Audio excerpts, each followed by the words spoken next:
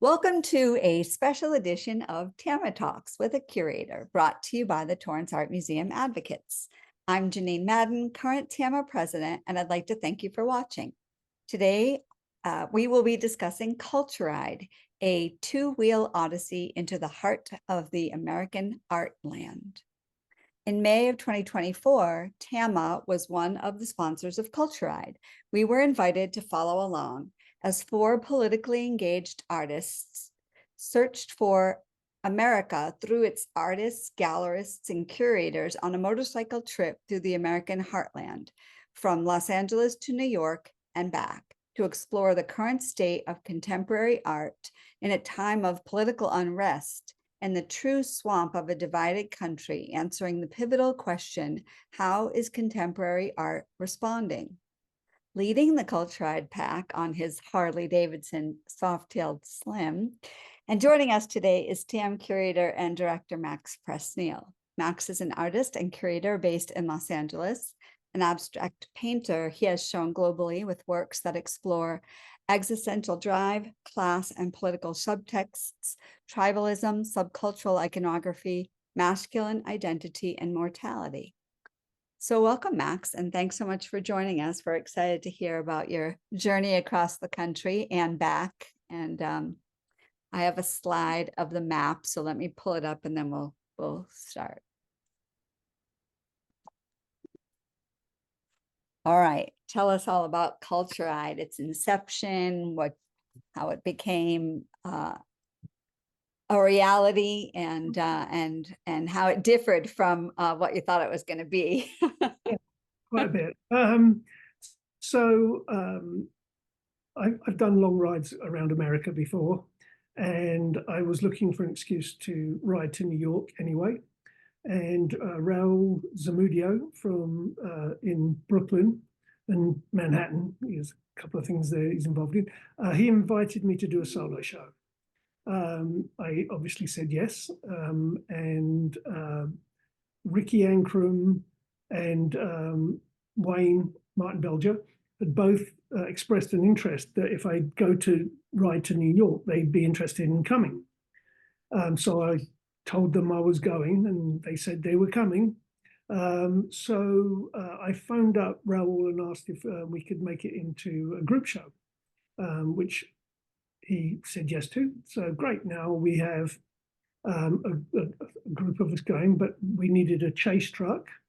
And so Alana Eritam agreed to drive the chase truck, which then we could put all the artworks into and our gear and everything else. And so then Monica Hart, for the Cultural Services Division Manager, I was talking to her saying I'm going on this trip, and maybe we can tell people about Trist and some things we're doing here at the museum. And that conversation mutated into make a documentary. We'll interview people across the country. So great. So after that, it's a planning thing about where we would stop and who we would talk to. So I put together this map, contacted the people along the route, figured out which clubhouses from the chosen few motorcycle club we could stay at, and where we would need Airbnbs because there was no clubhouse to stay at. So we got everything ready. We went and learned how to use specific camera equipment. Well, it's not camera equipment, it's done on a phone, but how to use them properly by talking to the people over at City Cable, who instructed us in ways of interviewing, etc. So yeah, the big week before the big day that we leave, it's all due. We were a little concerned with weather patterns across the states. Then Alana got dragged into jury duty. So that was... And was she your driver? Was she the van driver? Yeah. Okay. So we had to agree that between the three of us, we would put one person's bike up on the bike, and they would drive the truck one stop, and we would swap all the way across the states and back. So we set off from LA, and my back tire shredded at 80 miles an hour. Yeah. The freeway that slowed us down a bit. put my bike on the back and took it into Vegas and repaired it. We attended a annual get-together run for the motorcycle club. And then we interviewed Tim Bavington, a painter, Mark Kennedy, a gallerist curator, and the director at the Punk Museum. So this is the kind of plan. We'd get somewhere, we'd put our stuff into where we're going to stay. We would, get something to eat, and then the next morning when we were fresh, we would go and do the interviews and then head off. But in the Vegas part, we had 2 days, so we had plenty of time. We went out and interviewed everyone on the Sunday, and then we left Sunday night. We headed off. We went to Kingman first, and then continued on to Albuquerque. The weather wasn't good, and that's 576 miles of wind, which was blowing the bikes all over the place. Anyway, got to Albuquerque. We interviewed Margaret Fitzgerald, the painter, the next morning, and then we set off, and the winds got worse. Oh, wow. As we were going on that, which is 544 miles, we're trying to get in a day. The winds were really, really, really bad. I mean, it got ridiculous. This is you were on Route 66 this whole time? Is it 66 or is it? I don't know. I'm just looking at the map and I'm kind of following from Albuquerque to Oklahoma City, which is like right in the song says, it's mighty pretty on Route 66. So I don't know how much of it you were on, but cool. I know parts of the 66, but aren't parts of it the 40 or is it the 10? Yeah, I think that's true. It could very well be one of the major 40, some of it. Interstates going across, right? Yeah. Anyway, so it was.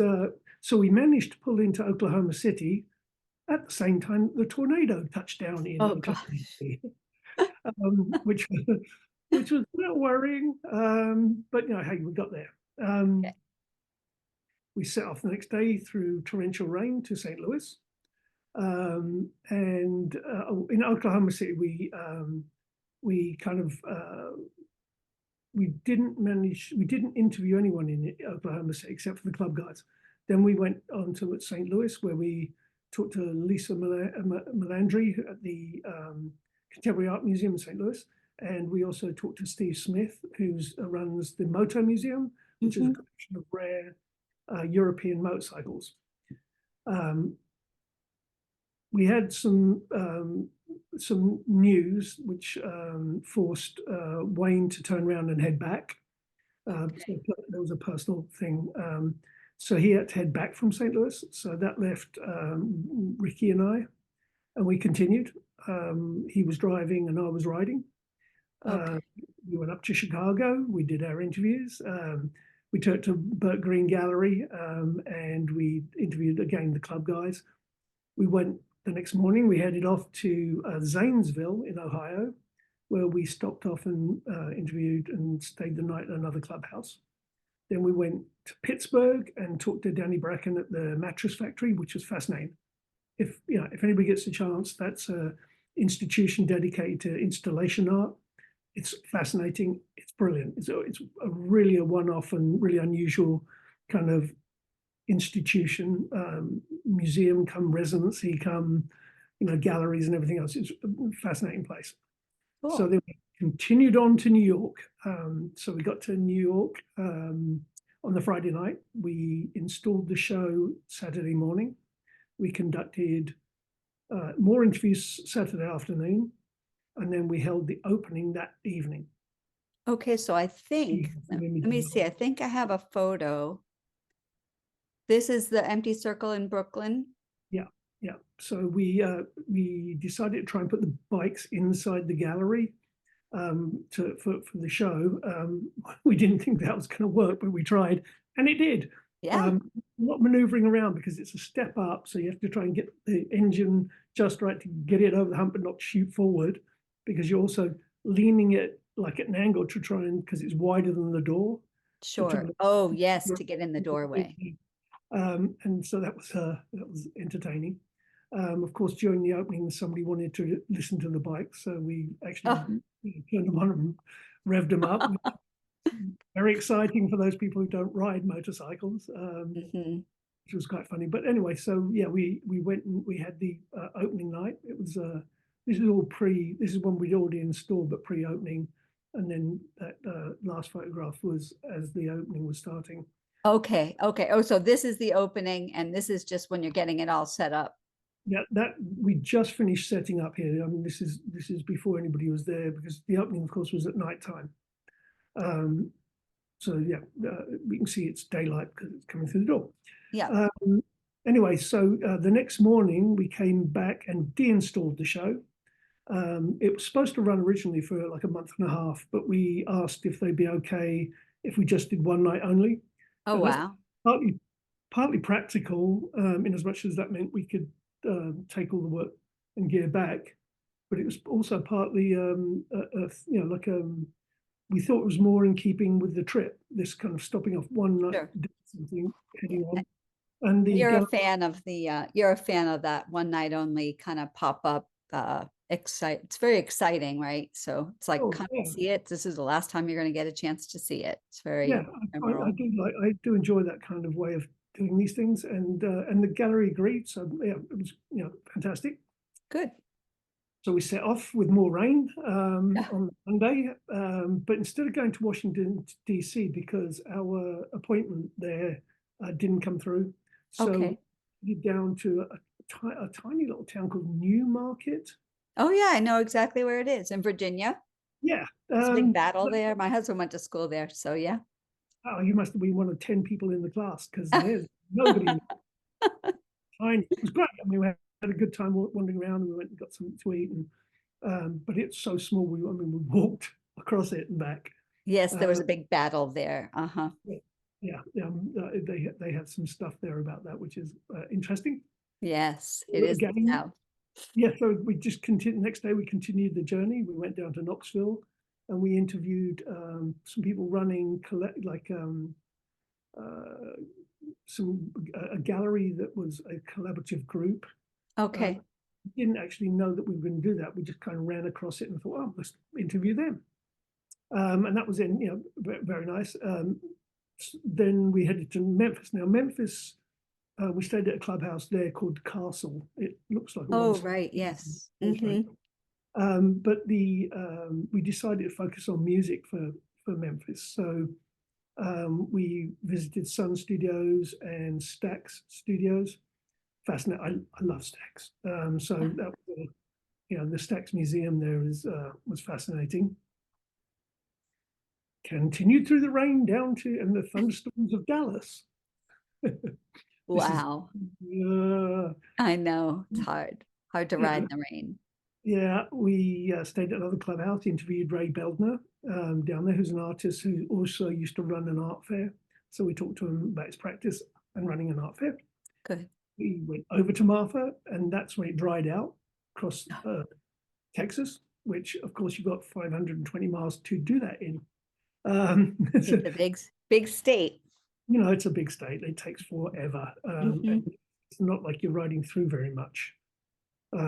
So we got to Marfa, which of course everybody knows is where the Donald Judd Foundation is, as well as some art bits and pieces. And we went and talked to Vance Knowles, who is the director at the Matt Hetzler Gallery.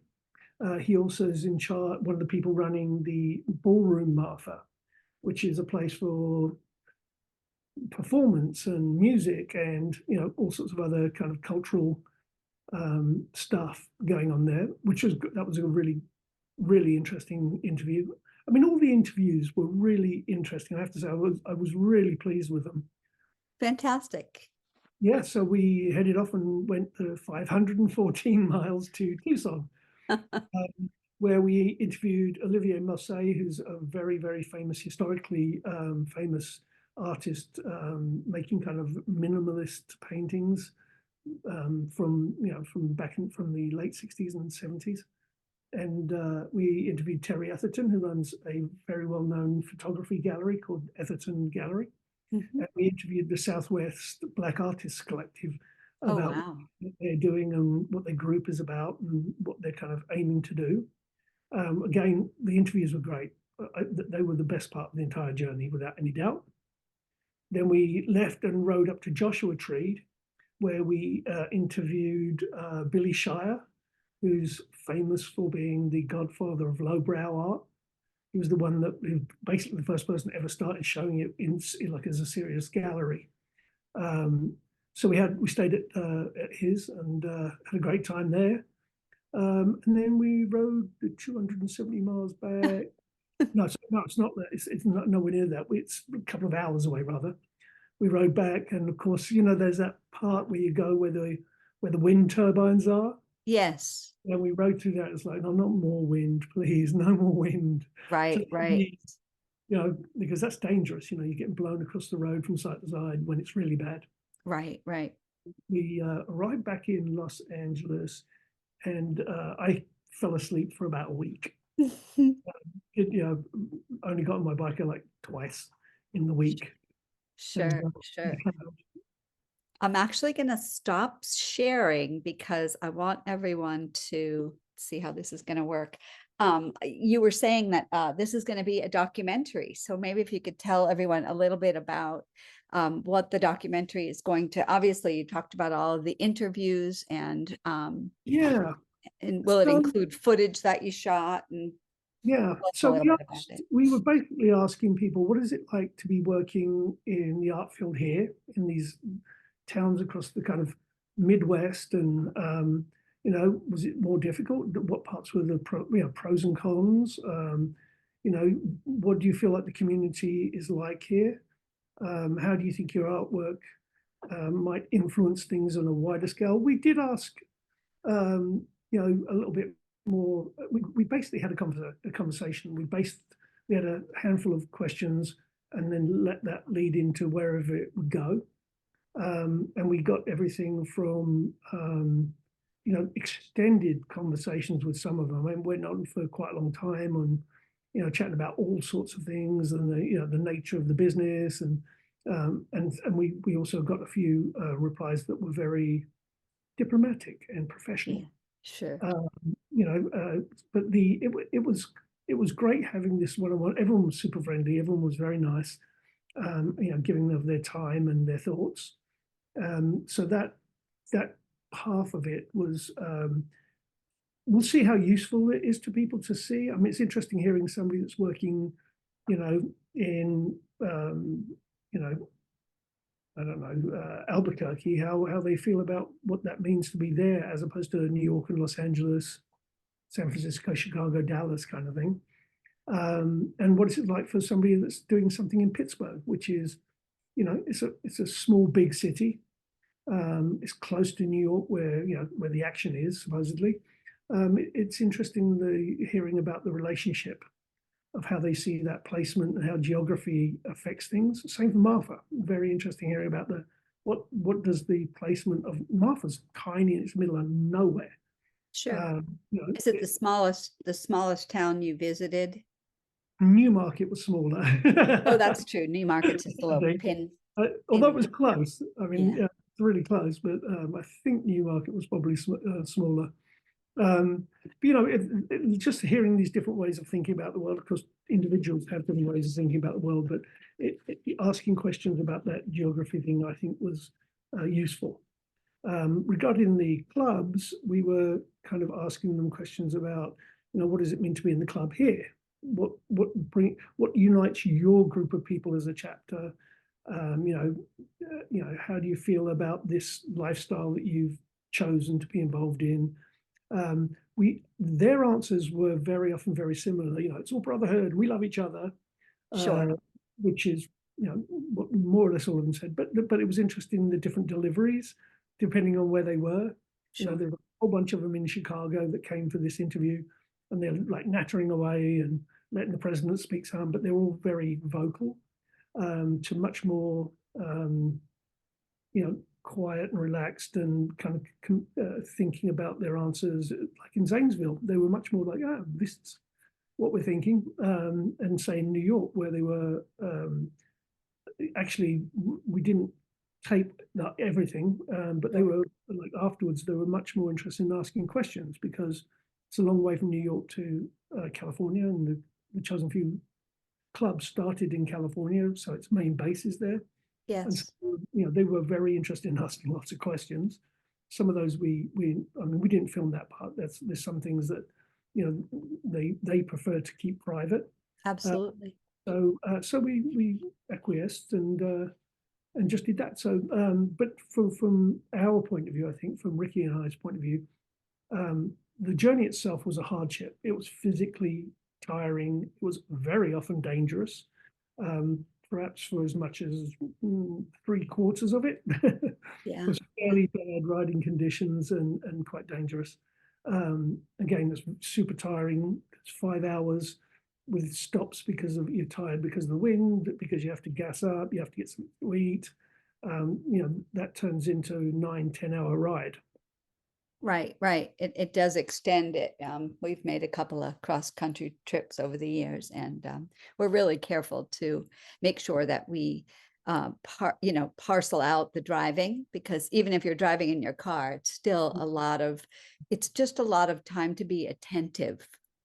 Yeah, for You sure. really cannot just pull over and particularly with riding, you really just cannot pull over and, take a 2-hour rest. No, you're on a timetable. You have to be at the next place next, and it's good to have it. I mean, it's a pain in the ass, but Yeah. it's good to have because it forces you to keep going. Because it's so easy to say, well, maybe we'll just stop here because I don't want to keep riding my bike. So it forces you to hit your deadlines, hit your locations. So it was actually useful because I would just, if we didn't have those, I would like, yeah, just take a Yeah, nice I think break. I'll just stay in this bed a little longer. Yeah, Uh, we'll stop at this little town. Maybe we'll investigate here. well, So that's that the other aspect of it too. I think that when you're traveling, particularly the route that you took, did you find yourself saying that, hey, this is a place that I would love to come back to? Not necessarily the places that you stopped, but places on, either side of it. Yeah, no, absolutely. I mean, it's even if you're American, I think going across the country is fascinating. Yes. Little places can be, they are like a different country. And it Yes. feel that way of like, well, I could spend a few days here. I mean, I would have liked Knoxville, for instance. So we had a really good time there. I didn't know anything about Knoxville. I've never been there. I could probably spend a couple of days looking around that city and and find that a good experience, I think. And I felt that way with a lot of the places we went. It would be nice to be able to spend a week in all of them, the cities and the towns that you run into, on the journey. At one point, I had to come off for gas, and I'd lost the other guys. And sorry, I'd lost Ricky. I'd been too far ahead, and I had to come off for gas. Uh, Yes. my GPS on my phone was saying after I'd filled up, you have to go this way. So off I went, and then I suddenly realized, yeah, this isn't right. This isn't Right. getting to the freeway. So I stopped in this tiny, tiny little hamlet, and I walked into a general store come pizza parlor Sure. on one side. And I asked the first guy, I said, which way is it to Zanesville? And he was like, I don't know. And he walked off. I was like, that's odd. So I went to the people working at the front desk part, the front of the store where the till is. And I asked them, and they looked at me like I don't know what I mean, like it was a really strange request. And Yes. I said, but that's 3 hours away. And I was like, yeah, it's taken me 6 hours to get here. Right. Right. Zanesville. Right. They Right. were like, "Oh," and they gave me some directions, and eventually, following the directions, it got me back onto, and the GPS was started working properly again. But it was like I rode through some of these little tiny towns that I couldn't really stop at because I have to meet with Ricky at the next stop. Right. But yeah, it would have been really interesting to stop there for a day, for an evening, and hang out and go down to the local pub or whatever, and just chat to somebody and get to meet some people there. And there's lots of those. I was a little disappointed with the Tennessee part of the journey because it's just like driving through a green tunnel. I mean, Ah, it's just yeah, road green. it's a long state, like Yeah, latitudinally long. yeah, and I mean, and you can't see anything except for these ultra green trees on either side of you. Maybe occasionally you'd see like the mountains in the distance occasionally, but most of the time it's just green. It's like Yes. great, but I really would prefer to see, more of the state as I'm going through. So that, some of that was, interesting. It was really, some of it was really, I mean, there's a lot of extraordinarily beautiful Yes. vistas Yes.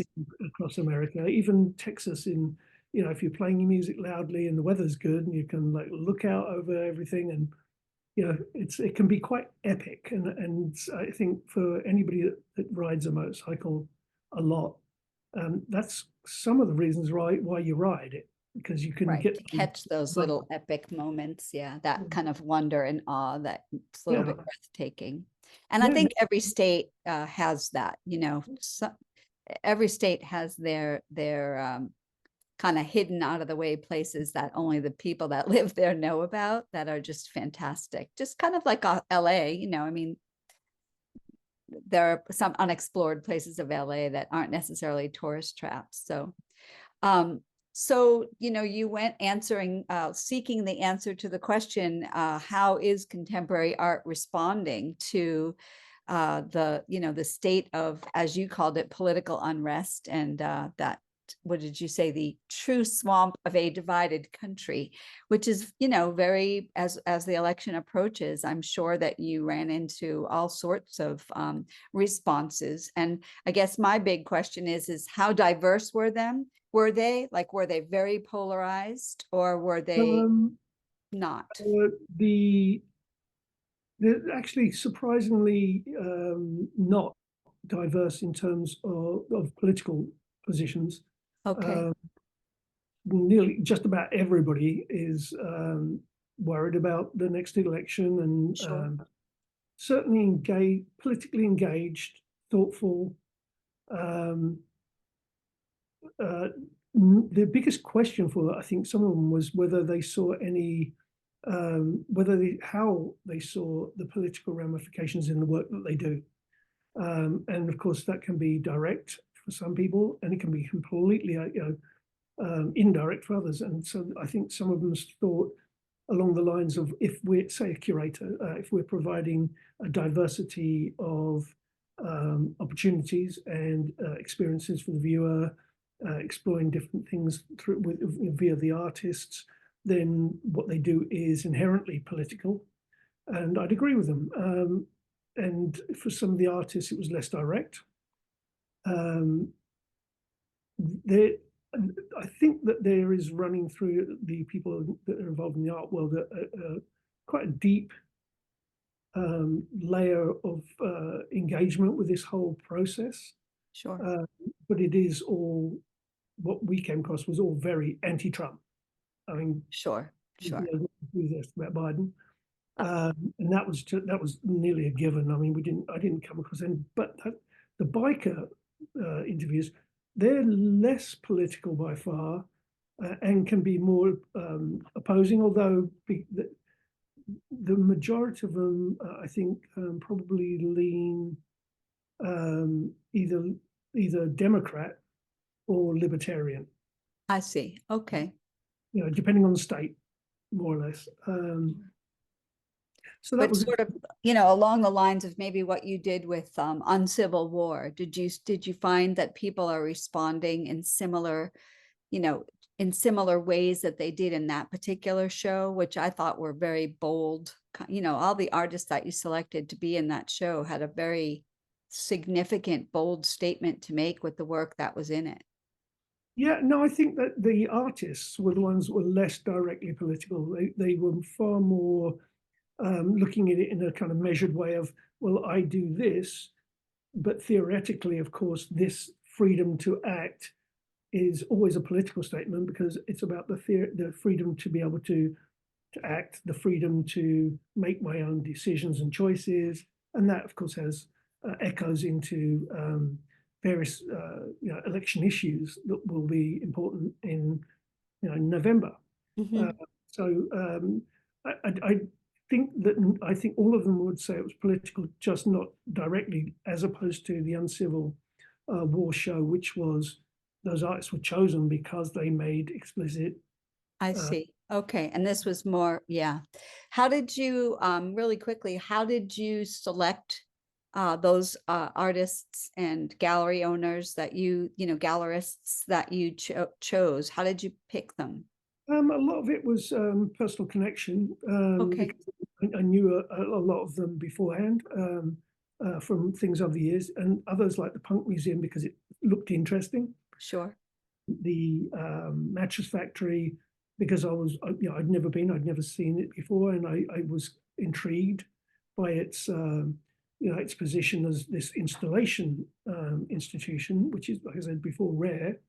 Um, Again, a lot of them were people I'd met. A lot of the interviews I did with Ricky in New York, for instance, were not friends, but people I'd met over the years Sure. who we invited to come in and be interviewed. I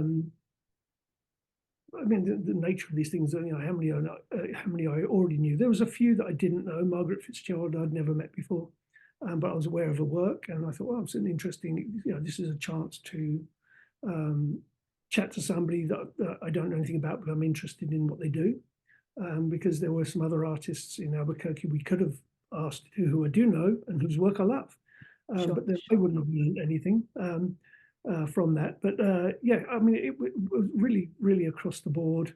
Some of it was recommendations. Some of it was suggestions by Alana and Wayne. The Southwest Black Artists Collective, for instance, is a group that she's involved in. Mhm. And so we went to talk to a few of them all at once. It was just, it's like finding out. I mean, some of it was difficult because, you look at places like Knoxville and Oklahoma City, and it isn't a hotbed of contemporary art. Sure. Right. That's really kind of what I was going for too, is this idea that, you're not, I don't know how much of it you're going to find in every stop that you make. So, Well, so, outside of Memphis, which we decided would be music, it was Knoxville and Oklahoma City, which were the ones that we were like, what are we doing? We found something in Knoxville, but we, with the coming into Oklahoma City with the tornado, instead of like running around, because we did have a list of some places we might go and talk to, we were like, no, let's get on the road, let's get ahead. right, right. You do have to kind of, you are at the whim of Mother Nature sometimes. Sure. Really quick before we finish, so tell us really quickly, the documentary is in process and when it'll be released on your Insta or That's something we still have to decide. I mean, okay. Sam will show it. I know it's probably going to be shown in some form at Trist. Oh, great. Oh, so that's quick. That's August. Okay. This will depend on Ricky's editing skills Sure, because he's sure. volunteered to do this. We have to sit down and go through that process and make decisions about how this is going to be put together. And editing's not a fast thing. Right, right. So it'll be what it is. We don't have a clear-cut idea because wanted to be influenced by what we found. Right. And that process will probably go very much like the trip, right? You just kind of take it one frame at a time. I do have an image I'm going to screen share again. Let me get to it first. I do have an image of the piece that you were showing in the Parallax 31 that you were showing at the Brooklyn Museum. Are you okay if I share that? Sure. I put it up in public exhibit, so. So, was this piece just in a show that you were just into this weekend or this past weekend? It was, yeah, the S Gallery show, which is still up. So it's actually on exhibition right now. It's quite a large painting. I don't remember the dimensions offhand, but 78 by 66 inches. Right. So yeah, it's 6.5 feet tall. Yeah. Um, what it what it kind of does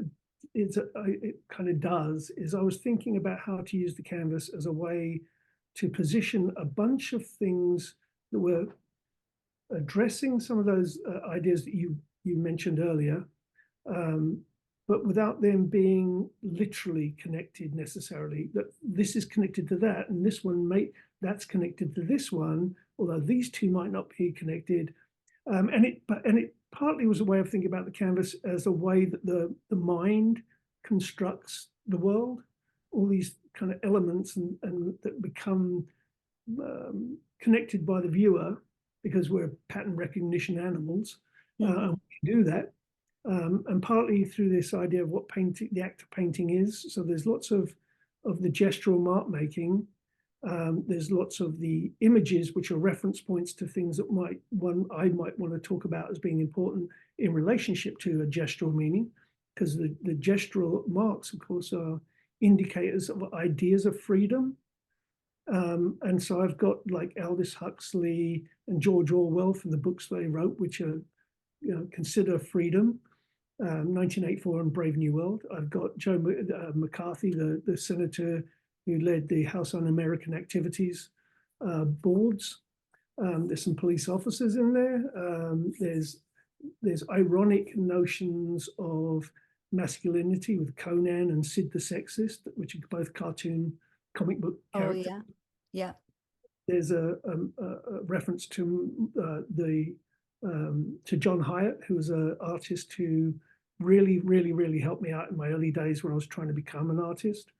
He was very generous with his time and very helpful in, getting me on the right path. Along this, there's Ian Dury from Ian Dury and the Blockheads, which is a reference to, because his songs are so English, they're legible practically to anybody that isn't sort of working class English, I think. And so that there's a reference to this idea of being working class English and that affecting how you understand the world. There's Mickey Rourke from Rumblefish, which is a movie about motorcyclists. Yes. And family dynamic, which I've always felt was a key motif in the work that I do as a painter. So yeah, and then the last part of the painting was turning it into, the last thing that happened was turning it into a grid.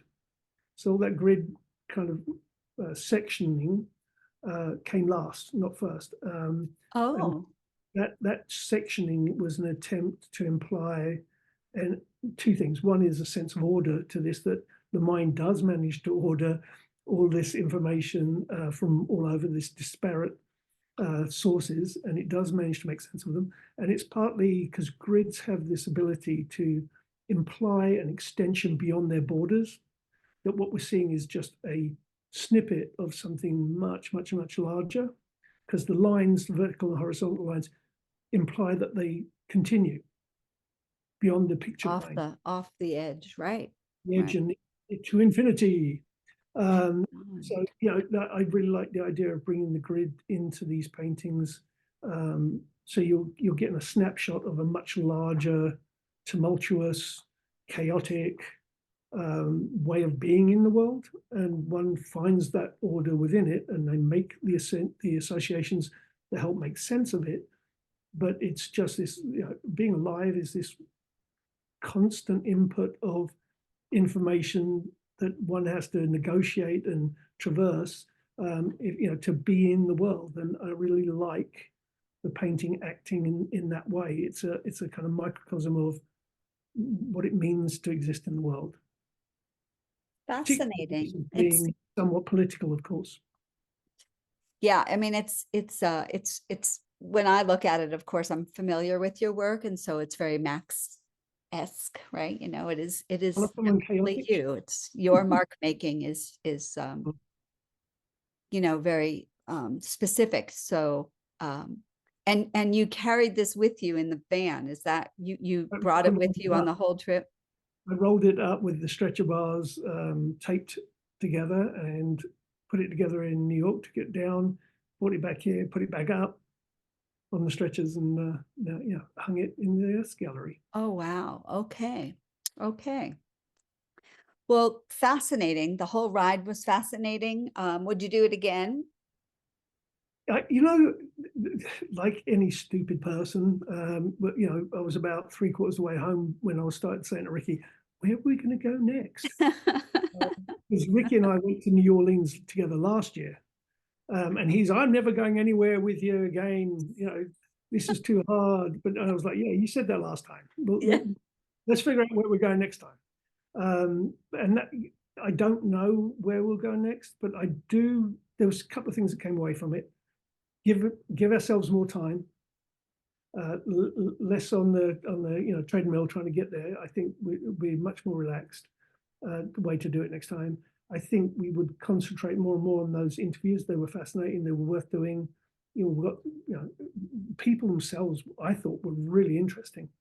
And I'm hoping other people will, of course, when they see it. But I think the idea of another art-based trip rather than just a ride really appeals. And we started thinking about, well, maybe we can do it of, you know, towns around California with a kind of deep-seated little art scene in them, maybe as a local thing. And then maybe we can look at, it'd be maybe really interesting to do something about the Indian, you know, what's going on in the Indian reservations with art. I mean, what's it like being in these places and around the country? I mean, whether we'd be allowed or not would be a different question. But you know, we were saying, what about the history of skateboarding? We could visit all the sites and talk to the skaters that helped influence this thing that's become a global phenomenon and didn't die out and disappear as was expected. It Sure. goes cycles, but it never died out. So yeah, we're throwing around ideas. Another one was to go around Europe, do a similar thing in Europe. There was another suggestion that we should ride from the very top part of Scotland to the very southernmost part of England, and that'd be great. But you know, we could do that in 2 days. I mean, I was just going to say, sure, it's a lot shorter than the, yes, yeah. Yeah. So, But lots, it sounds like, you know, what you came away, what I'm getting from that is that although it was challenging and certainly didn't necessarily prescribe to how you maybe would have imagined it to be, you'd still want to do it again, which I think is great. you know, all bike riders say this, you know, a road trip isn't a road trip if things don't go wrong. Sure. Because you always remember those trips and you remember how you came out of it Yeah. It's better, stronger, and closer as a group. And I've been on enough of the long rides to know that's actually true. One just hopes for more of the pleasant weather in between the bad weather and the problem. Yeah. A lesson in Right. resilience, maybe. And you know, it's difficult, although maybe when you're riding, it's not as significant, but going maybe a little bit later when the probability of it being a little warmer or perhaps drier. But you know, it's really hard to predict in the country now what the weather is going to be and its severity. Sure. As Yeah, we see absolutely. every single day, we turn on the news or read in the paper that the severity of weather is just significant in the country. So Yeah, they kept talking about how it used to be that the tornado season was kind of May, and now it's, you know, April through, you know, July. I mean, right. Yep. Same with hurricanes and, you know, missing some of the seismic activity that's happening in California. So who knows? You'll be doing a climate ride one of these days. But yeah, that might be next. Yeah, we're all up for it. I mean, well, speaking for Ricky, which I shouldn't do really, yeah, because he might continue to say no. Although I doubt it. I think it'll just give him a little bit of rest time, and he might be going for another ride of the lifetime. Well, this is your. there you go. There you Second. go. Well, I really want to thank you so much for taking the time out today to bring everybody up to speed, so to speak, on Culturide and what it was about. And it would be wonderful if that documentary could be available at Trist and Nomad, which is or it would be in Trist, right? Yeah, I mean, the likelihood is we'll have it on our website at the torranceartmuseum.com, and we'll probably put it onto a YouTube because we have a YouTube channel. You do, yes, yeah, yeah, and as so- does, as nice segue, as does TAMA, where this talk will be also be posted. available at. Yeah, Yeah. I mean, we're not hiding it from everyone. So yeah, the more places that want to show it, the better. Perfect, perfect. All right, well, thank you so much. Thank you.